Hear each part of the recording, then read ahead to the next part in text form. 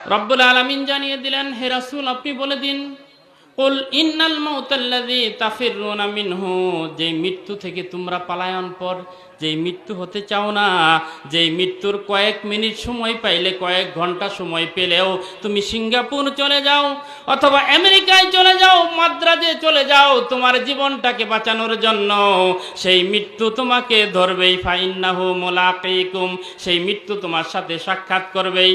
ফাইন্নাহু মুলাকিকুম সুম্মা তুরাদ্দুনা ইলা আলিমিল গায়বি ওয়াশ শাহাদাতি, অতঃপর তুমি ফিরে যাবে দৃশ্য এবং অদৃশ্যর যিনি জানেন সেই রব্বুল আলামিনের দরবারে তুমি ফিরে যাবে।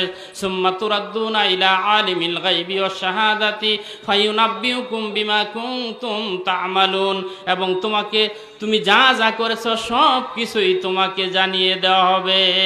কথা বলেন ঠিক কিনা? তাহলে মৃত্যু যে কোনো সময় আপনাকে আমাকে ধরবে। এই মৃত্যুর আগে আমাদের প্রস্তুতি নেওয়ার দরকার আছে না নাই? এখন যদি বলি যে আজকে ফজরের নামাজ কয়জন পড়ছেন, তাহলে কিন্তু খবর আছে। কথা বলেন ঠিক না? কারণ আমরা কথা শুনতে রাজি, অনেক কোরআনের কথা শুনি, কিন্তু নামাজ ঠিক মতো পড়তে রাজি না। কথা বলেন ঠিক কিনা?